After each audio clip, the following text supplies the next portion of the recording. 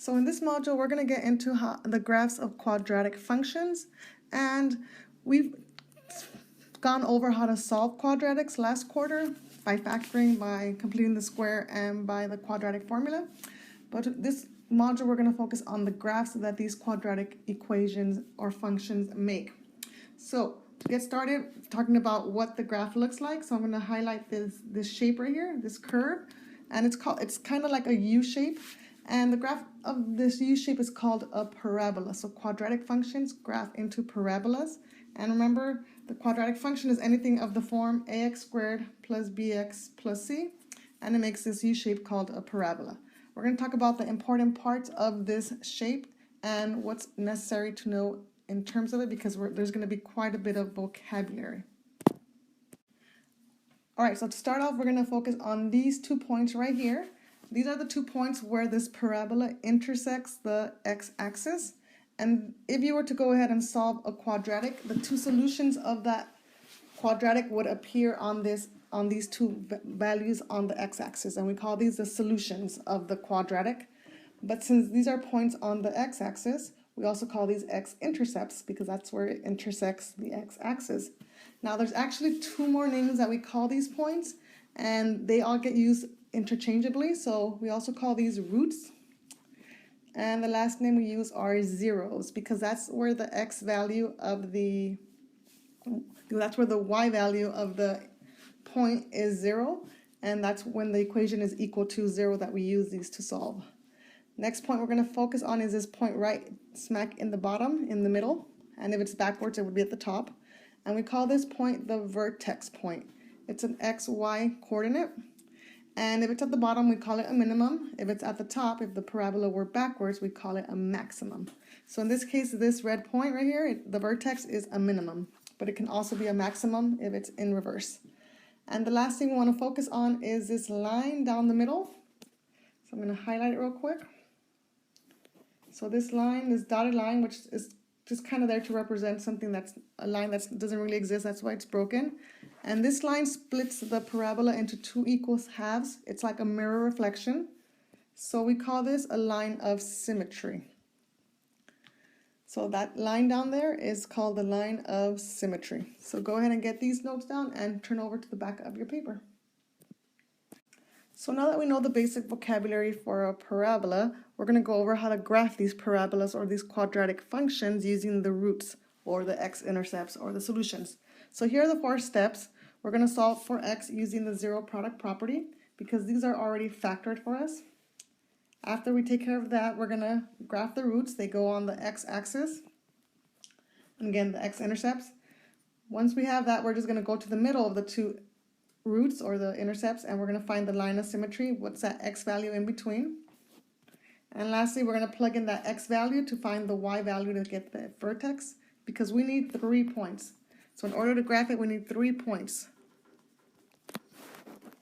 So those 3 points are the 2 roots, the line of symmetry is in the middle, we put our vertex, and this gives us our parabola shape. So we want our 2 roots, we go down the middle, find our vertex, which is right smack in the middle, and we find our y value.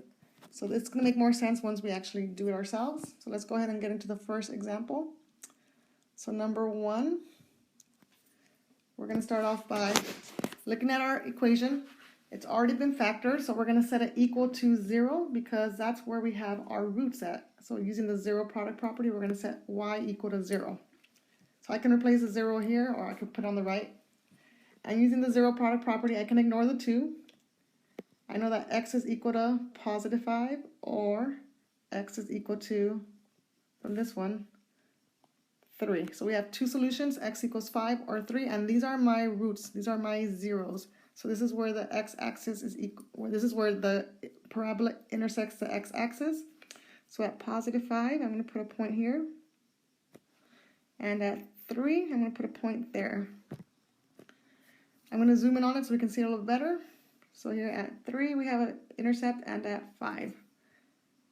All right, now that we have those 2 down, we're going to go ahead and find the line of symmetry, which is right in the middle of this line. I just went ahead and switched out the graphs because they were too tiny, the grid, so this one's a little bit better. All right, so now that we have our two roots, we're going to go ahead and find our line of symmetry, which is going to be right down the middle of the two roots.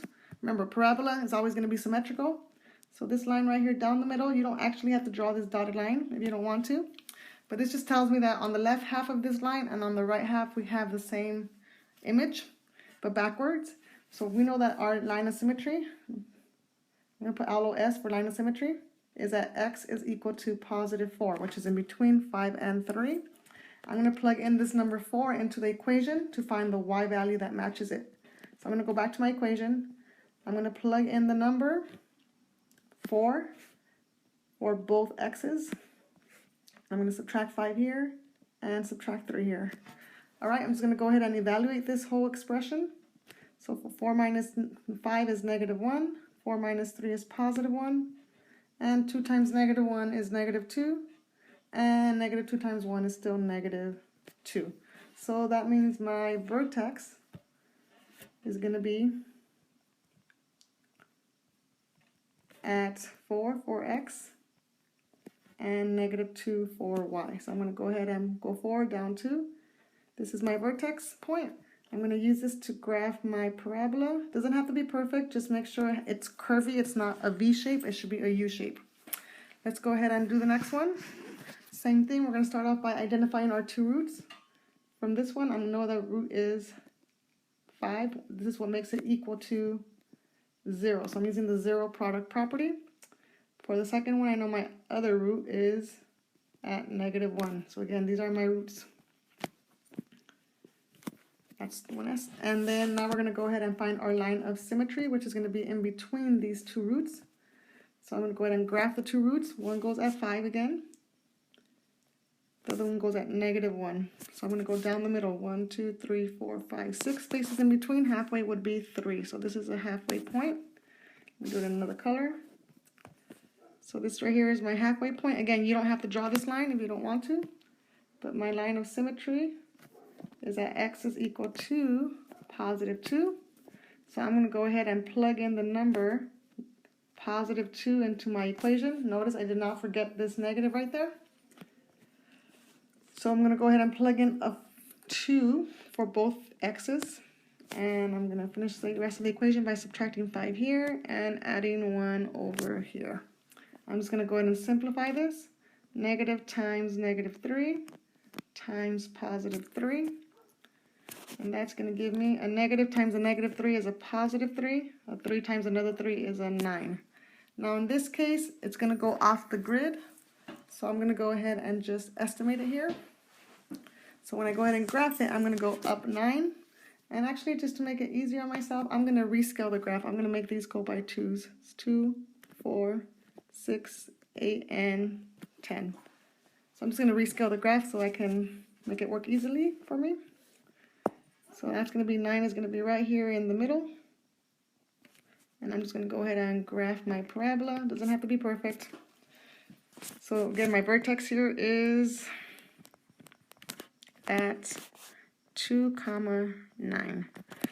So notice that one parabola is facing up and one parabola is facing down. So what makes it face up and face down is that number right here in the front. This is a positive number, so my parabola goes up. Over here we have a negative number, the parabola goes down. All right, we're going to go ahead and now do the bottom section here. And it's just some vocabulary that we want to make sure we have down. So let me just go ahead and switch over to that.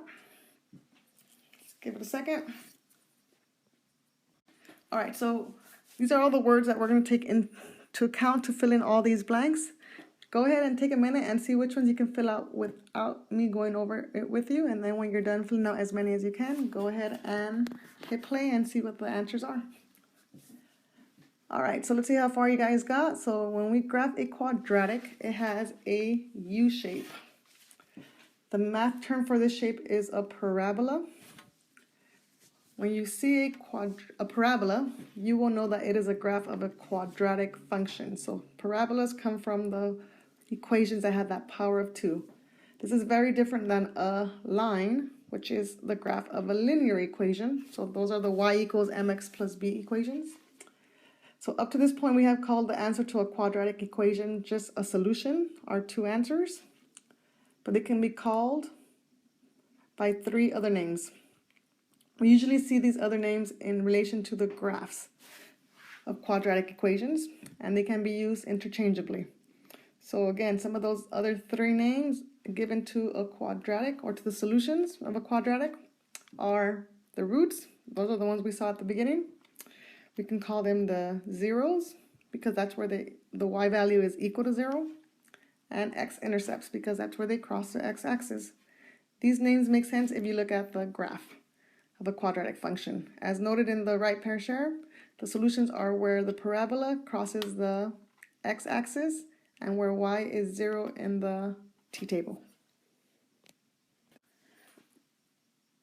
All right, now that you have the basics down, let's go ahead and get started with practicing how to graph parabolas when they are already factored for you. Good luck.